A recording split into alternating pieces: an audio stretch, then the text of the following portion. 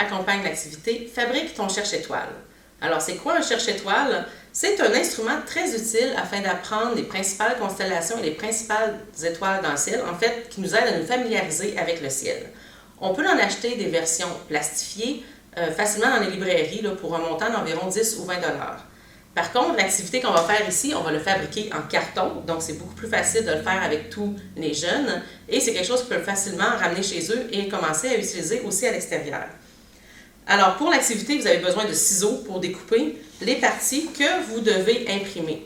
Alors, assurez-vous d'imprimer les 2 morceaux du cherche-étoile, si possible sur du papier cartonné, mais si c'est impossible, vous pouvez l'imprimer sur du papier et par la suite demander aux enfants de le coller sur du carton.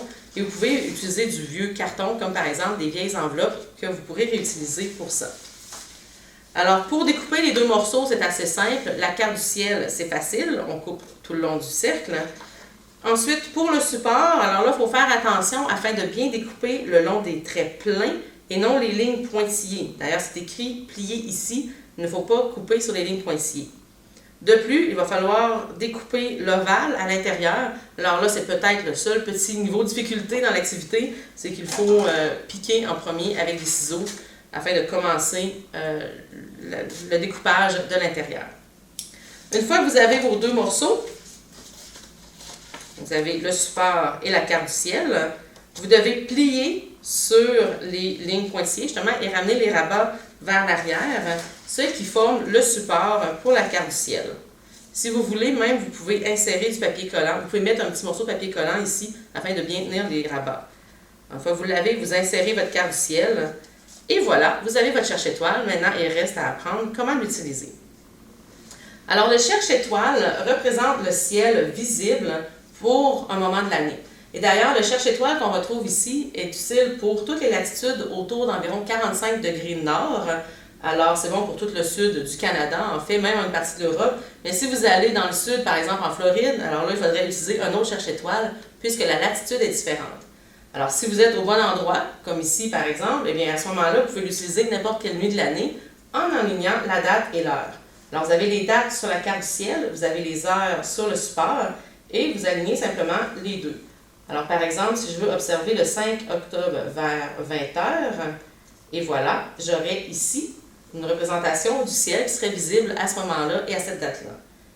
Il faut penser un petit peu qu'on utilise l'heure avancée à certains moments de l'année. Alors, pour être exact, pour être vraiment précis, il faudrait que je mette le ciel à 19 h et non à 20 h le 5 octobre. Par contre, si vous commencez en astronomie, vous êtes moins familier avec le ciel, vous ne remarquerez peut-être pas la différence entre le ciel de 19 h et de 20 h. Donc, si vous oubliez pour l'heure avancée, ce n'est pas très grave.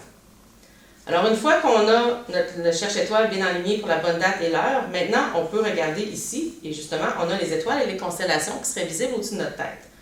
Le tour de l'ovale représente notre horizon, alors que le point directement au-dessus de ma tête, qu'on appelle le zénith, serait représenté au centre de l'ovale. Alors, en fait, pour l'utiliser, il faudrait que je fasse une demi-sphère, comme un petit chapeau avec mon cherche-étoile au-dessus de ma tête. Par contre, ce n'est pas très utile de le faire comme ça, alors je vous montre le truc pour comment l'utiliser. Si vous ne connaissez pas les directions où vous êtes, par exemple nord, sud, est, ouest, vous pouvez penser où le soleil s'est couché, c'est vers l'ouest. Et à ce moment-là, vous regardez vers l'ouest, vous tournez votre cherche-étoile afin que la direction horizon-ouest soit au bas du cherche-étoile. Alors comme ça, les constellations qui seront devant vous seront celles ici sur le cherche-étoile. Et par exemple, vous pourriez voir l'étoile brillante Arcturus qui serait assez près de l'horizon vers l'ouest. En passant, plus le point de l'étoile est gros sur le cherche-étoile, plus l'étoile serait brillante dans le ciel. Alors, ça vous permet tout de suite de localiser les principales étoiles que vous allez voir dans le ciel. Surtout si vous êtes en ville, vous ne verrez pas toutes les étoiles qui sont dessinées ici, vous verrez seulement les plus brillantes et vous pouvez regarder à ce moment-là les plus gros points qui sont sur le cherche-étoile. Si vous êtes en campagne, très loin de la pollution lumineuse, à l'inverse, vous allez voir plus d'étoiles que celles qui sont représentées ici. Évidemment, dans le ciel, on n'a pas les lignes des constellations, donc c'est un petit peu plus difficile de retrouver les dessins, mais avec la pratique, il faut y aller à l'extérieur souvent, on finit par reconnaître certaines constellations. Je vous recommande aussi de partir de constellations que vous connaissez déjà, et une que vous connaissez peut-être, c'est la Grande Ourse qu'on retrouve à l'horizon nord. Alors, si je tourne mon cherche-étoile, maintenant je regarde au nord, donc le nord serait devant moi. Les constellations que je vois ici seraient celles que je verrais dans le ciel. Toujours en gardant en tête que le point au centre, c'est le point au-dessus de ma tête, donc ça me donne une idée de la hauteur des étoiles et des constellations.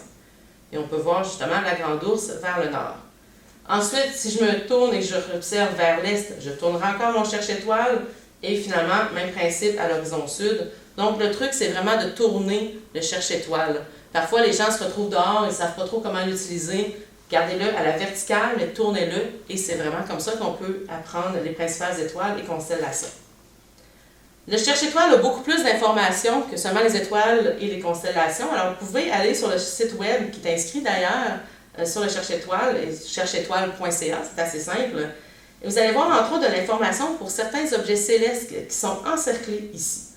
Alors, il y a certains objets qu'on peut un peu discerner à l'œil nu, mais avec des jumelles ou un télescope, on peut les voir beaucoup mieux. Et d'ailleurs, des jumelles, si vous en avez, c'est un instrument très utile pour observer le ciel. Et vous pourriez voir, si vous les pointez vers les petits cercles, certains objets intéressants. Alors, ils sont nommés sur le cherche-étoile, mais vous pouvez aller sur le site web pour avoir plus d'informations. Il peut arriver que vous voyez une étoile brillante dans le ciel qui n'est pas indiquée sur le cherche-étoile. À ce moment-là, c'est une planète. On ne met pas les planètes sur le cherche-étoile puisqu'elles bougent dans le système solaire, donc elles ne sont pas toujours vis-à-vis les mêmes constellations.